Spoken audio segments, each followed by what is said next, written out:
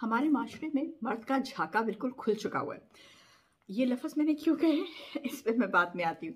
लेकिन ये सही है, हमारे माशरे में लोग जो है मोस्टली, मैं सबका नहीं कह रही क्योंकि किसी माशरे कोई भी माशरा ना सब अच्छा होता है ना सब बुरा होता है। मोस्टली ये होता है कि हमारे यहाँ के जो लोग हैं, मर्द हजरात स्पेशली जो है, वो बाहर तो भीगी बिल्ली बने रहते हैं, ऑफिस में उनका बॉस के आगे तो बस नहीं चलता। लेकिन जब वो घर आते हैं तो जो सारा गुस्सा उनके अंदर एक्यूमुलेट हुआ होता है वो अपनी बीवी और अपने बच्चों पे उतारते हैं, just to show their power कि उनके पास भी पावर है। ये एक मैकेनिज्म है जो जिसको हम जर्मन में ट्राइफल्स प्राइस कहते हैं, यानी एक चल रहा है। तो मर्द ये समझते हैं कि जब मैं घर आके अपनी बीवी के ऊपर गुस्सा करूंगा और मैं उसको ये कहूंगा ऐसे नहीं, ऐसे होना चाहिए, ये तुमने ऐसे नहीं, ये किया है, ये किया है, तो शायद मेरी जो मर्दानगी है वो ज्यादा खुल के सामने आएगी, जो कि मैं अपने ऑफिस में अपने बॉस के आगे नहीं बोल सकता।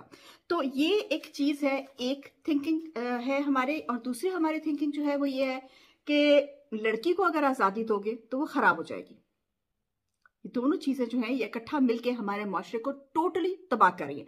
मेरे पास, मैं यहाँ यूरोप में रहती हूँ और कंसल्टेंसी मेरी जॉब है, और बहुत सारे जो हमारे मुसलमान, हिंदू, जो इस एरिया के, बांग्लादेशी, नेपाल, इस साइड के जो लोग हैं, उनकी जो थिंकिंग है बापों की, स्पेशली जो मेरे पास आते हैं प्रॉब्लम्स के साथ, वो ये होती है कि जी बेटी 16 साल की हुई, 17 साल की हुई, या मैक्सिमम 18, बेचारी 19 साल की होगी, तो उसको घर जाके अपने किसी मामे चाचे की बेटी के साथ, बेटे के साथ ब्याह देंगे कि अब वो वहां पे रहे।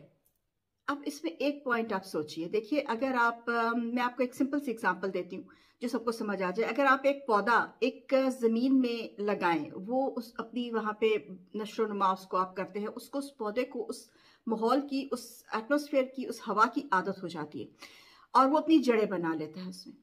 फिर आप उसको एकदम से जोर से उखाड़ें, ऐसे भी नहीं कि आप उसको गोडी करके निकाल के आराम से रख के आए, इतना टाइम भी आप उस पौधे को ना दें। आप उसको उखाड़ें और उखाड़ के उसको जाके एक जो है वो क्या उसको कहते हैं, हॉस्टाइल या नामालूम जो उसके लिए होगी हवा, उसमें जाके आप रखते रखते आप यहाँ पे जियो, फल दो, जियो।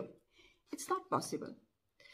हो सकता है कि वो प्लांट जो है वो अपना वहाँ पे कुछ अरसे के बाद एडजस्ट कर जाए, और मोस्टली होता है कि नहीं होता, वो मर जाता है। और इसकी वजह बिल्कुल सिंपल है कि सॉइल जो है वो एक्सेप्ट नहीं करता।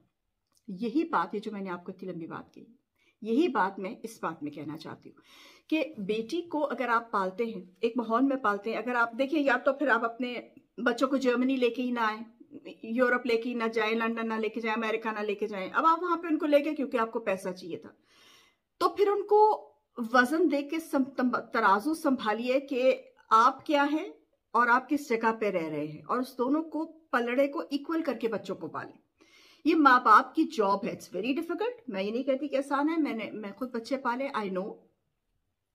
बहुत जगह पे आपको बहुत तरह की इनोवेटिव सोच करनी पड़ती है, लेकिन इट इज पॉसिबल। और यहाँ पे बहुत सारे लोगों ने किया भी है और बहुत सारे लोगों ने नहीं भी किया, और जिन्होंने नहीं किया उनके आफ्टर इफेक्ट्स ये आ रहे हैं कि उनके बच्चे जो हैं या तो अपने माँ बाप को छोड़ गए हैं, या फिर वो जो है वो टोटली तबाह हो गए हैं मेंटली। तो लड़की को आज़ादी ज़रूर दीजिए, लेकिन लड़की को आज़ादी कुरान और रिलीजन के हिसाब से दीजिए, जो कि हमारे मजहब में बहुत ही प्यारी तरह से बताया गया हुआ है। मर्द हजरात जो ये जहनियत से चलते हैं कि जी मैं अगर घर आकर डप्पा और मारी कुट्टी और डंडा डोला चलाऊंगा तो मैं कोई ज्यादा मर्द बन जाऊंगा, ऐसे आप मर्द नहीं बनते। आपके सामने शायद आपकी बीवी और आपके बच्चे ना बोलें, लेकिन दिल में वो आपसे बहुत ज्यादा नफरत करना शुरू हो जाते हैं। वो नफरत जो है वो कहीं ना कहीं जाके बाहर निकलती है, और ये बहुत ज्यादा केसेस होते हैं। देखिए, अपनी बेटी के बारे में आप सोचें। मैं बेटियों पे ज्यादा बोलती हूँ क्योंकि बेटियां अपने लिए नहीं बोल सकती। अगर एक लड़की को आपने यूरोपियन माहौल में या पाकिस्तान में, इंडिया में भी, अगर आपने उसको एक अच्छे खुले माहौल में रख के पाला है, तो फिर आप उससे ये कैसे एक्सपेक्ट कर सकते हैं कि वो जाके एक दूसरे घर में झाड़ पोछ और वो करेगी। दोनों चीजें हैं। कुछ कर लेती हैं लड़कियां, कुछ नहीं कर सकती। आपको अपनी औलाद का पता होना चाहिए कि एक टाइप की लड़कियां होती है जो हर माहौल में एडजस्ट कर जाती हैं, और एक टाइप की लड़की होती है जो माहौल में एडजस्ट नहीं करती। तो आपको अपनी औलाद का पता होना चाहिए कि मेरी औलाद जो है वो क्या इस माहौल में जाके एडजस्ट, सिर्फ इस वजह से कि शादी कर दो जान छुटे मेरे सर से उतरे, no, please don't do that. और प्लीज ये भी मत करें कि 30-30 साल की लड़कियां घर बैठा के रखें। देखिए मत, सैड एज इट इज, लेकिन अब आपको इस चीज को एक्सेप्ट करना चाहिए कि बच्चों की भी सेक्सुअल डिजायर होती है, और सेक्सुअल डिजायर्स को आप कब तक रोक के रख सकते हैं। लड़की शायद अपनी सेक्सुअल डिजायर्स को कुछ अर्से तक रोक ले, लड़का नहीं रोक सकता। तो कुछ अरसा ऐसी होती है जो शादी की जो एज होती है वहां पे जाके आप अपने बच्चों की शादी कर दें। देखिए क्या कहते हैं उसको, छाननी में छान के जरूर देखिए, लेकिन शादी जरूर करते हैं। घर बैठा के मत रखकर ये मत एक्सपेक्ट करें कि ये मॉन्क्स बन जाएंगे। मॉन्क कोई नहीं बनता, इट्स नेचुरल डिजायर। ये यंग एज होती है, उनकी नेचुरल डिजायर, एक नेचुरल डिजायर को आप किस तरह से सप्रेस कर सकते हैं। और ये भी नहीं आप कर सकते कि एक लड़की को उठा के आप, वो कहते हैं ना कि वो मखमल का पेवन टाट में जाके लगा दे, ऐसे भी नहीं होना चाहिए। तो ये सारी बातें, जितने पॉइंट्स मैंने बोले, हमारे माँ बाप को इन पॉइंट्स पे गौर करना चाहिए कि हम अपनी लड़की को कहाँ दे रहे हैं, किन लोगों के हवाले कर रहे हैं।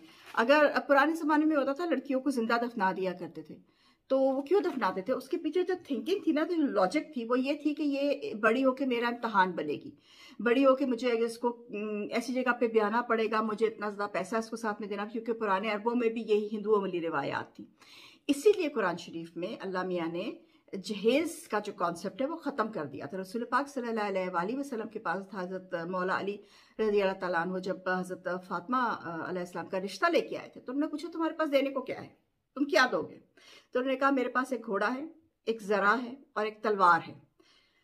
तो रसूल पाक ने कहा कि देखो, घोड़ा और तलवार तुम्हें जहाद के लिए चाहिए, ज़रा की तुम्हें ज़रूरत नहीं है, वो बेच के तो हक महर अदा कर दो। हक महर अल्लाह ने कहा है, जहेज अल्लाह ने नहीं कहा, ठीक है? इस बात का ध्यान रखिए। तो जहेज के पीछे लड़कियों को बेचना छोड़ दीजिए, लड़कियों को खरीदना छोड़ दीजिए, लड़कियों को बेचारों को उनकी एनवायरनमेंट से निकाल के हॉस्टाइल एनवायरनमेंट्स में मत भेजें। और अगर आप समझते हैं कि भेजने के बाद कुछ दफा होता है नहीं भी पता चलता, बाद में पता चल जाता है। अगर आपको बाद में पता चल रहा है कि ये एनवायरनमेंट हॉस्टाइल है, तो नजर रखें। मैं ये नहीं कह रही कि पहले स्टेप में जाके लड़की को घर ले आया और ये तमाशे, नहीं, नजर रखें और देखें कि अगर वाकई एनवायरनमेंट इतनी हॉस्टाइल है कि आपकी बेटी वहां पे इतनी तंग है कि उसको बेचारी को सांस नहीं आ रहा है, तो एट अ पॉइंट अपनी बेटी को जिंदा सलामत घर ले आए, इससे पहले कि वो ये जहनी या जिस्मानी तौर पे मर जाए। तो स्टेटस के पीछे लग के अपनी औलाद को, कि मैंने अक्सर सुना है रिश्तों में ये होता है कि नहीं वहाँ नहीं, उसके तो माँ बाप के पास घर नहीं है, तो हमारा स्टेटस है, हम क्या कहेंगे लोगों को, हम किसकी बेटी लेके आए, या मैंने वहाँ बेटी देनी नहीं है इसलिए क्योंकि लड़के के पास गाड़ी नहीं है फलाने मॉडल की, या उसके पास उसका घर इतना बड़ा नहीं है। औरत अपना रिस्क साथ लेके जाती है, हर इंसान अपना रिस्क साथ लेके आता है। तो इस चक्कर में इन सुपरफिशियल बातों की वजह से अपने बच्चों का मुस्तकबिल खराब ना करें। Till then, German Padesi, Meldet Sorok.